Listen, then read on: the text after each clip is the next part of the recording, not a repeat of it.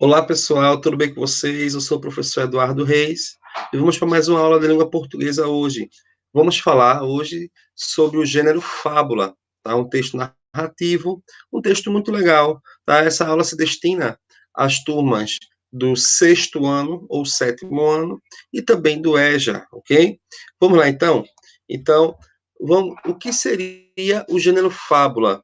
Que texto é esse? Quais os elementos, quais as características que uma fábula apresenta? Vamos lá conhecer então? Então vamos lá. Pessoal,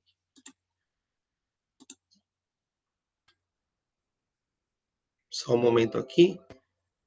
Pronto. Está um pouquinho lento. Então vamos conceituar. O que é conceituar? É explicar, dizer o que é. Bom, então conceito, tá? Vamos ver. Gente, a fábula, como vocês estão vendo aí, ó, é um gênero narrativo que teve origem na tradição oral, ou seja, é um texto bastante antigo, tá? Lembrar que narrar é contar, porque quando eu estou contando algo, eu estou narrando. Então, é um gênero narrativo, ou seja, é um texto narrativo que nos conta algo, ok? E que ele é bastante antigo, até mais antigo que a própria escrita. Tanto é que ele teve origem na tradição oral, ou seja, nos primórdios, né? Antigamente, ainda quando não se dominava a escrita, né, os anciões, eles já ensinava os jovens a cultura, as tradições, né, dos seus povos através do gênero fábula. Mas como isso, Eduardo, se eles ainda não dominavam a escrita, apenas oralizando, ou seja, contando, falando, texto oral, texto oralizado, é um texto apenas falado. Okay? Então, é um gênero narrativo bastante antigo que começou, né, com a tradição oral. Pessoal, é tão antigo o gênero fábula que ele existe há mais de 2.800 anos. Tá? Mais um ponto aqui importante, que a fábula é uma narrativa, geralmente é uma narrativa curta, porém de bastante qualidade, e como característica bastante significativa, os seus personagens, eles são animais. Esse aí é um ponto que vai facilmente fazer você, deixa eu me ajudar aqui, fazer facilmente você identificar que aquela narrativa é uma fábula. Por quê? Porque normalmente os personagens são animais, ok? Mas por que esses personagens eram animais, pessoal? Porque essas histórias, essas fábulas, elas tinham como objetivo sempre trazer uma lição de moral através da crítica ao comportamento humano, ao comportamento de alguém, tá?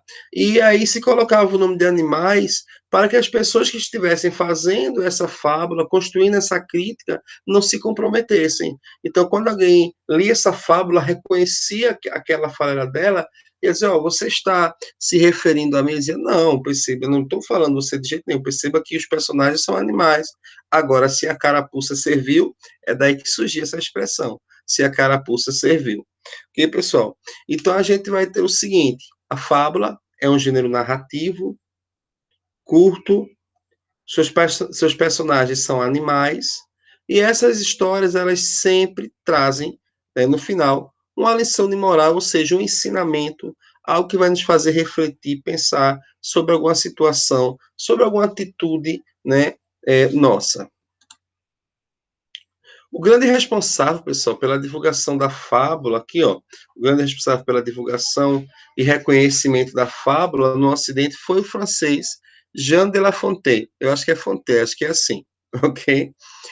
Esse rapaz aí, ele foi um dos grandes incentivadores, tá? E ele foi responsável por fazer a fábula no mundo moderno ser mais conhecida, tá? Então vale a pena destacar o nome dele aí. Aqui, pessoal, nesse slide eu coloquei alguns exemplos de fábulas para vocês. Ó, a Raposa e as Uvas, bastante conhecida. Uma fábula de Êxopo. O que é Êxopo, professor? Já vou lhe dizer. O Leão e o Rato, a Cigarra e a Formiga, o Lobo e o Cordeiro. Perceba que até pelo título das fábulas, os títulos aí das fábulas, a gente já percebe que são narrativas em que traz como personagens principais, ok? Animais. Lembrar que uma narrativa ela tem personagens principais e personagens secundários. Os personagens principais são aqueles em que a história, os fatos giram em torno deles. Okay?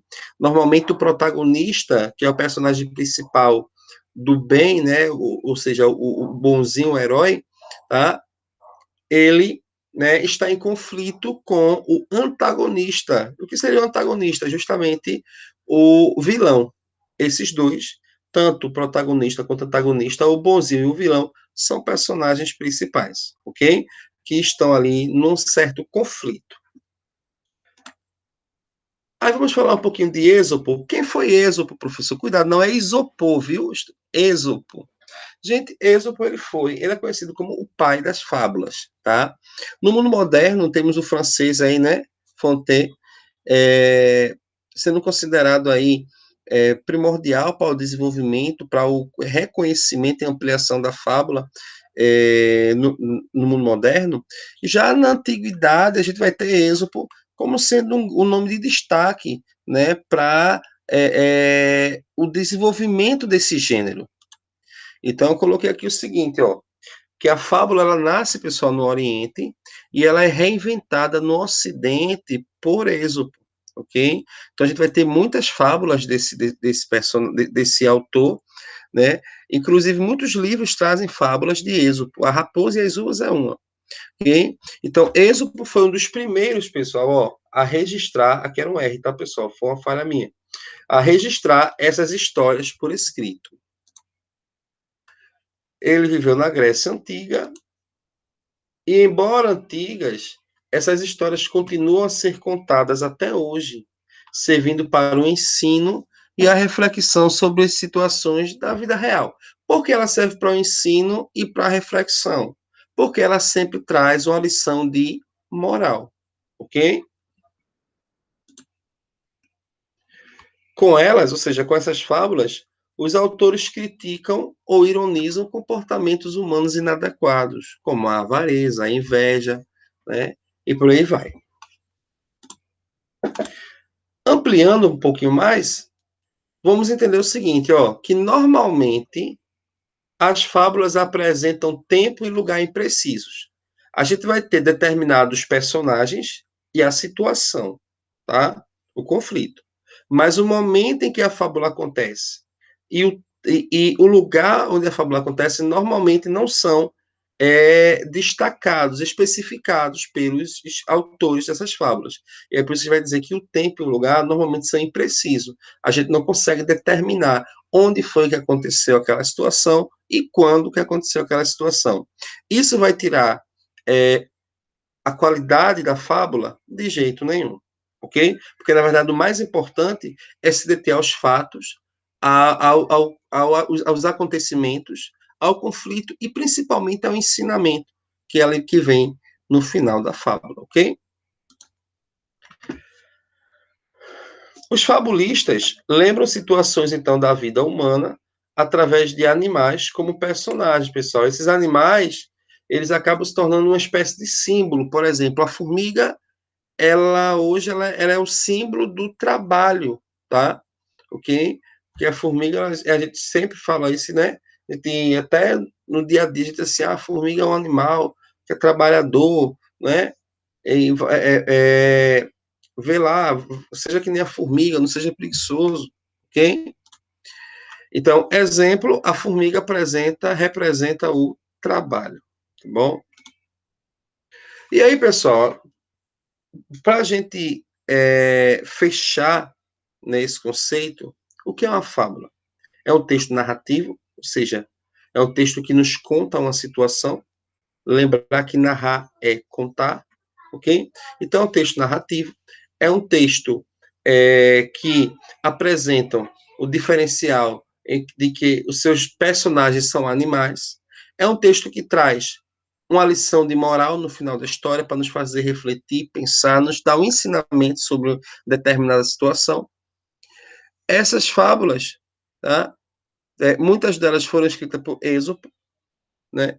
E esse rapaz, né? Esse escritor, ele foi muito importante para o desenvolvimento da fábula na antiguidade, ok? Aí eu trouxe para vocês, pessoal, para a gente não ficar somente na teoria, eu trouxe um texto, uma fábula, que é essa aí, ó, A Reunião dos Ratos, né? Vamos ler junto? Aí diz assim, ó, vamos ver? Deixa eu colocar aqui o óculos.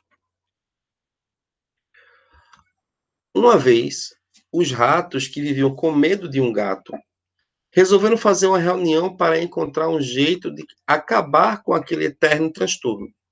Muitos planos foram discutidos e abandonados.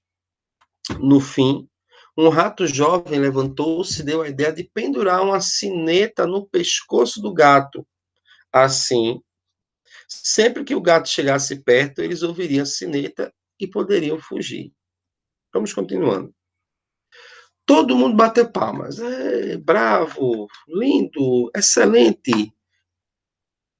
O problema estava resolvido. Vendo aquilo, um rato velho, que tinha ficado o tempo todo calado, levantou-se do seu canto. O rato falou que o plano era muito inteligente, que com toda certeza as preocupações deles tinham chegado ao fim. Só faltava uma coisa. Quem ia pendurar no pescoço a sineta, o sino, no pescoço do gato, né? E aí a gente vai ter a moral. Essa lição de moral, ela vem destacada mesmo assim, pessoal, ó, do texto, tá? Então, moral da história. Inventar é uma coisa, fazer é outra. Ou seja, a gente usa isso numa outra expressão hoje no dia a dia, né? Falar é fácil, né? Fazer que é o difícil, ok? Aí você dizer, mas rapaz, se eu fosse eu fazia assim, assim, você diz, vem para o meu lugar, ok? Então é justamente o que essa fábula vem nos trazer de ensinamento.